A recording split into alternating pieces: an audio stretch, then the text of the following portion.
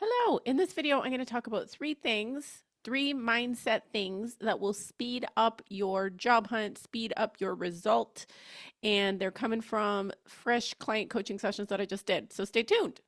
I'm Natalie Fisher, job search, career coach, mindset coach, basically results coach, helping you get the result you want in your career specifically. So the first thing that speeds up a result is making faster decisions. So I may have talked about this before, but it just came up again. It's just something people don't realize that they're doing is they'll be putting off their decisions to later. Like every time your brain puts a decision off to later, it is getting relief, right? It's saying, oh, I don't have to worry about that right now. I don't have to deal with that right now. And it is pushing away the uncomfortable feeling of I don't have to deal with that right now, right? That decision can be anything, a decision that drives you in the direction you know you need to go. So it could be the decision to apply for something, to actually sit down and work on an application and submit it. It could be a decision to reach out to a specific person. It could be a decision to dig into the program that you already signed up for and actually go through and implement the first part of the material. It's a decision that is going to drive you forward, but your brain keeps putting it off, right? And it is that simple. It is just like, I'm going to decide to do that thing. The second one is prolonging your evaluation of what worked and what didn't work. So I teach about evaluating interviews, and when you're going to interviews and you're not getting the results that you want, then evaluating and figuring out what it is that you could have done differently, how you could have shown up differently is really, really important. In fact, it's non-negotiable. And this is what happens. This is why people are in the job search for years and years, or for months, or for longer than they want to be, is because they're not capitalizing on the wisdom of the interviews that they've had. So the one story that just came to mind, which I was coaching somebody on, she said that the interviewer had said something and she made it mean something. So in coaching, I get really clear. I'm like, okay, what did they say exactly? And then what did that mean? What did you make that mean in your head? So she had said that he'd asked her a question. He asked her about why she was switching industries because he didn't understand. He was basically sharing his thoughts saying, well, I don't understand why people switch from this industry to this industry. What do they have to gain? And she made that mean that he didn't feel comfortable hiring her because she was switching industries.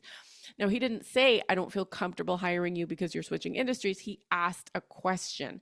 And so in that evaluation process for her, there was a key moment there that she needed to capitalize on.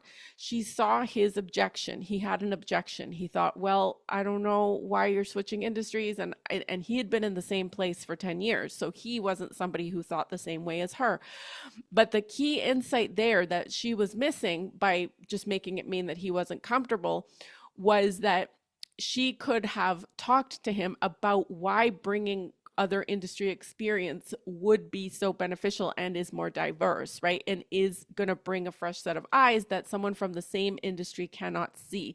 And there is a lot more to it than that, but that is one little insight that you completely miss when all you're thinking about is, oh, he wasn't comfortable and that was it. And then you get into a state where you're like, oh, I didn't get it. I wasn't good enough. Let's just move on. Let's just forget about this whole thing.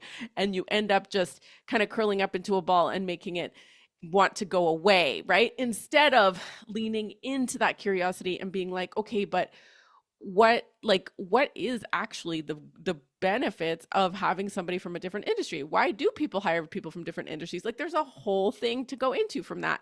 And I'm not saying you have to go into the whole thing, but you want to have, here's how you know if you've evaluated properly. You'll want to have an insight where you are excited for them to ask you that question again. You're like hoping they're going to ask it again so that you can actually answer it in the powerful way that you now have with your new brain. Okay. And the third thing that people do that slows down their job hunt is they take too long to recover, and they take too long, or they're not in that results creation state. So when you have a situation and you're not successful, or you don't get the result, or you are not getting, you're not getting the call back, or you get a rejection, in that moment, that's the moment that you get to make a decision. You get to decide, okay, what am I going to do with this moment? And most people will feel bad. They will get discouraged, and they will kind of stay in that discouraged state for a really long time. And their attitude is kind of like, well, I'm hoping that something can work out. I'm hoping that this can come through. I'm hoping, like, and they might still be actively in processes. They might still be actively like going through the motions and applying, but their mind isn't there. Their mind isn't in that results creation state. Their mind is in a very doubtful, very like, maybe, I mean, it's possible I might get called back. I'm hopeful that I might get called back, right? But it's not in a, I'm doing what I need to get called back. Like, because it's not just about the one thing. It's not just about having one thing on the go. It's your responsibility to create momentum for yourself with your mind.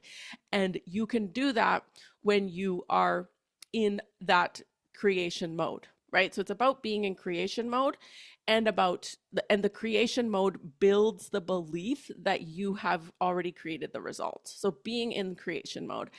And that's not something that you can do when you're taking every rejection really hard. So have you ever heard someone say, oh, that rejection was like a punch in the gut, or like a stab in the heart, or like they use really visceral ways to describe a rejection? And that is what keeps people down and out of the game for a really long time. It's like if you're paddling from one side of the ocean to the other, to an island, right? And you've got a distance of which you need to paddle, but it's a really long distance. Let's just say it's a really long distance, okay? Because people like to say the job hunt takes time, it takes time, it takes time. And it's like, you know what? It doesn't have to take time, but it does take most people a lot of time, because they don't know how to make decisions fast, and they don't know how to evaluate fast, and they don't know how to upgrade their mentality fast enough. So it does take a long time. So because of that, I'll use this metaphor. Let's just say there's an ocean shore and then there's an island, okay? And there, let's say it's a quote unquote long way to the island. Let's just say that's how long your job search is going to take, right? So you're paddling, right? And so instead of paddling at a slow and steady pace, what they do, because if say you're paddling at a slow and steady pace, and let's just say for argument's sake, it's going to take 2 to 3 months to get the job, right? Like, let's say that's a time frame you can get on board with. It's arbitrary, but let's just say you can 8 weeks to get the job, maybe a little longer, or you're just like, I know I'm going to get there, right? Like however long it takes you to be like, either if I'm not there yet, I'm in expectancy, I know it's happening, right? So let's say it takes that long. Let's just pretend. And if you're paddling, this is what people are doing. If I'm using this metaphor, they're paddling, and then they'll get in and they'll go paddle, paddle, paddle, paddle really, really, really fast. And then they'll hit a bump or something, or they'll hit a block, and then they'll get jolted and they'll get thrown off. And then from that bump, they'll be like, oh, that hit so hard. And like maybe they get some water in the boat or something, and they're like, oh, that was so hard. That just threw me right off. And they stop paddling, and then they have to sit there, and it takes them a really long time to reorient themselves. And they all like, they're not focused on the goal anymore. Like they're kind of like, oh, like I have to feel my feelings. I have to make sure that this isn't like that everything's okay. Like, oh, like it just feels bad, right?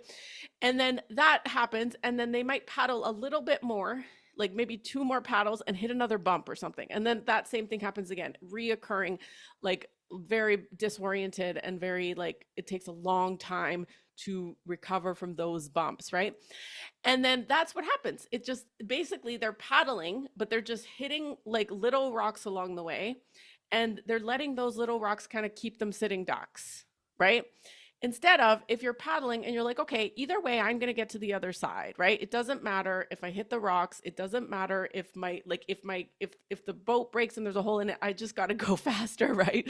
Like if it's a little hole, and you're like, either way, I'll just get out and I'll swim, like whatever the hell, I'm going to do it, right? If you're in that state, then okay, you bump the boat with a rock and you're like, okay, good, check damage. Okay, interesting, looks fine, let's keep going. And then maybe you hit another bump and you're like, okay, nope, doesn't matter, let's keep going. And then before you know it, you're there, okay? It's a difference in mentality. So the reason why it takes so long, because I'm like fascinated by this, is your mentality. It is how you make decisions. It is how quickly you evaluate, how quickly you pinpoint what it is that was going wrong in there. what is it, where your mental state was, where was it that you checked off, like you checked out of the interview and decided that they didn't want you or that they didn't feel comfortable hiring you, or where was it that you decided that? And then identify that moment, and then when you go to another interview, being excited to answer that same question again, or to handle that, like, because they're going to have concerns. That's one thing I teach in my free training about. They have concerns about you that they don't always say. Sometimes they're going to say them, and you're going to get that tidbit of information, and you're going to know what it is you have to speak to, how you have to actually make them feel comfortable with you, knowing that you're maybe from a different industry or whatever, and why that's even better and why that's even more exciting. And your energy will bring that to them and then make them think differently. And that is one of the examples of how you evaluate, and you go back and you do it differently next time. But most people don't do that. They just think, oh, they just didn't feel comfortable. I guess I can't, like, I guess I have less of a chance now because I'm switching industries. Oh, that sucks. I feel discouraged. Oh, this whole thing is taking long.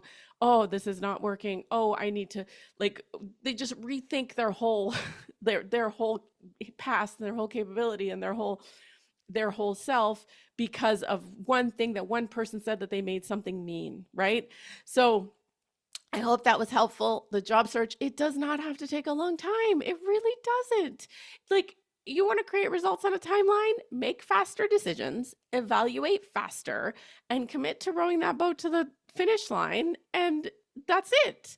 I know it sounds simple. If you want some extra help, grab my free training, get on a training with me. I will explain to you the A to Z details, and I can help you get there faster, because I'll help you with all that evaluation and all the things that you are not seeing right now that are going to impede the speed of your results. I will see you in the next video. If you like this video, give me a thumbs up. If you didn't, give it a thumbs down. Subscribe to the channel. Watch some of the other videos. I hope this was helpful, and let me know what else you'd like to see content for, what other requests or questions you have for me. Thank you so much. Bye-bye.